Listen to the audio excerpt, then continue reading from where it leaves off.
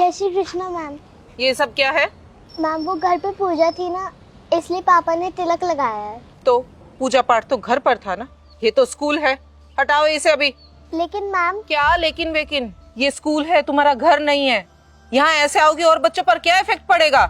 School के कुछ rules and regulations होते हैं, तुम्हें वही फॉलो करने होंगे। पता नहीं कहाँ कहाँ से आ जाते हैं। और तुम क्या कर रही थी एंट्री पर? चेक नहीं कर सकती हो कि बच्चे कैसे एंटर कर रहे हैं स्कूल में?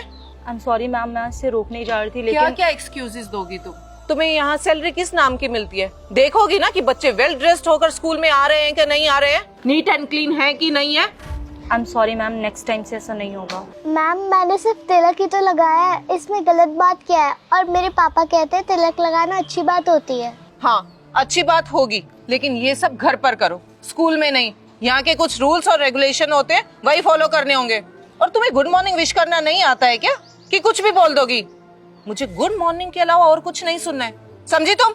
मैम लेकिन घर पे तो हम सब जय श्री कृष्ण ही बोलते हैं। ये किस जाहिल गवार की बेटी है? मुझे तो लगता है कि ये स्कॉलरशिप वाले कोटे से यहाँ आ गई है, वरना इतने बड़े स्कूल में इसका एडमिशन कैसे हो सकता है? मुझे पता करके बताओ। I will check ma'am, you are right. ये ऐसे नमूने हमारे स्कूल में कैसे आ जाते हैं? एक काम करो, EWS और स्कॉलरशिप वाले जितने भी बच्चे हैं उनकी लिस्ट बनाओ, मुझे उन सब के नाम और पता चाहिए। ऐसे तो फिर सरकारी स्कूल में और हमारे इतने बड़े स्कूल में अंतर ही क्या रह जाएगा?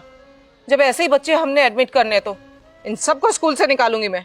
मैम आप प्रिंसिपल हैं, आप ये कैसी बातें कर रही हैं? दूसरे बच्चों पे क्या असर पड़ेगा? कितनी बदतमीज बच्ची है ये, कुछ भी बोले जा रही हो, कोई रिस्पेक्ट नहीं है प्रिंसिपल की भी। तुम मुझे सिखाओगी कि मुझे कैसे बोलना है और कैसे नहीं बोलना है?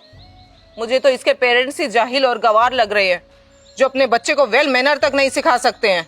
मैम मुझे तो लगता है इसके पेरेंट्स किसान है, तभी ये ऐसी बातें कर रही है। मैम आप मेरे पापा के बारे में ऐसा क्यों बोल रही हैं?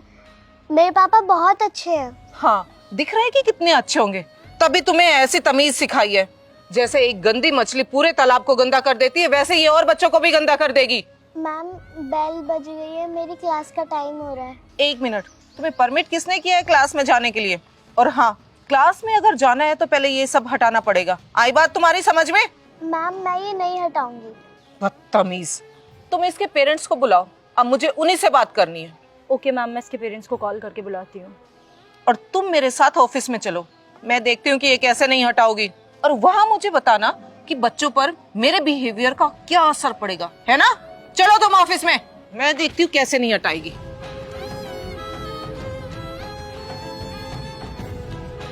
मैं जान सकता हूँ आपने मेरी बेटी को क्लासरूम में एंटर क्यों नहीं होने दिया?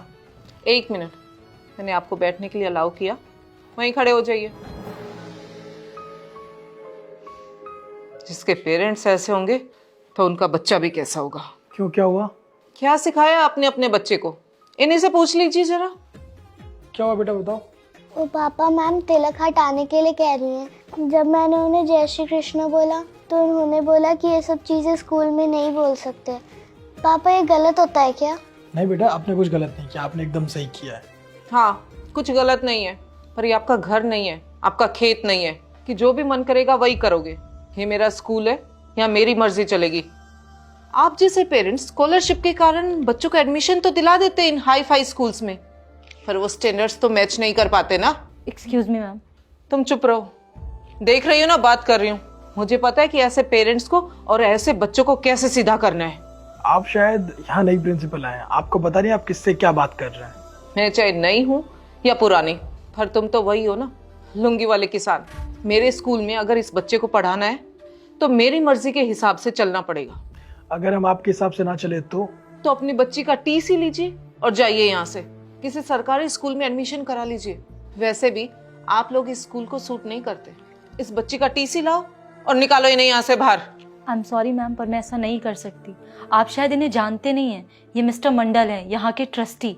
और सिर्फ यहाँ के नहीं, ऐसे कई स्कूलों के ट्रस्टी हैं ये। और इन्होंने यहाँ पे अगर पैसे नहीं दिए होते ना तो हमारा ये स्कूल कब का बंद हो चुका होता। और मैं आपको कब से यही बताने की कोशिश कर रही हूँ।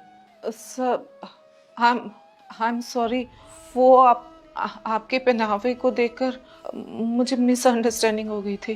क्या कहा आपने? मेरे पहनावे को देख के आपको मिसअंडरस्टैंडिंग हो गई? आप एक प्रिंसिपल है, आपको बच्चों को सही शिक्षा देनी चाहिए, अच्छे संस्कार देने चाहिए, लेकिन आपने क्या किया? आपने उनको अलग कर दिया ये बोल के कि तिलक लगाना अच्छी बात नहीं है, जय श्री कृष्णा बोलना अच्छी बात नहीं है। पता है स्कूल भी एक शिक्षा का मंदिर है। मंदिर क्यों कहते हैं इसे? क्योंकि बच्चे कुछ सीखते हैं। और आप जैसे टीचर अगर यहाँ होंगे तो बच्चे क्या सीखेंगे? कुछ नहीं सीखेंगे। आप जैसे टीचर से मुझे ऐसी उम्मीद नहीं थी। मुझे लगा आप अच्छे हैं, तभी तो आपको यहाँ बुलाया गया था ताकि बच्चों को आप अच्छे संस्कार दे। लेकिन आपने क्या किया? आपने तो बच्चों को गलत शिक्षा दी। और आपने क्या कहा था कि मैं किसान हूँ। आप बता सकते हैं किसान होने में क्या प्रॉब्लम है? बताइए। आप खाना खाते हैं ना, खाना वो कहाँ से आता है? किसान उगाता है। आप भले पैसे वाले अमीर हो, लेकिन अन्न को आप खरीद सकते हैं, उगा नहीं सकते। उसके लिए मेहनत करनी पड़ती है और वो मेहनत किसान करता है। इसलिए आप किसी भी किसान के साथ डिसरिस्पेक्ट नहीं कर सकते। आपको उनकी इज्जत करनी चाहिए, ना कि उनको नीचा दिखाना चाहिए। अगर मेरी जगह आज कोई और होता तो शायद आपको आपकी गलती का एहसास नहीं होता। बच्चे पता नहीं कितनी मेहनत करते हैं स्कॉलरशिप के लिए और फिर उनको इस स्कूल में एडमिशन मिलता है। उनका सपना होता है कि किसी बड़ी स्कूल में पढ़ें, लेकिन आप उन बच्चों के साथ भेदभाव करते हैं। आपको लगता है कि जो अमीर बच्चे होंगे उनको ही ऐसी शिक्षा मिलनी चाहिए, सुविधा मिलनी चाहिए, इन बच्चों को कुछ नहीं। बताइए। लेकिन आज जब आपको पता चला कि मेरी बेटी है, तब आपको आपकी गलती का एहसास हो रहा है। आपको लग रहा है कि आपने गलत किया है।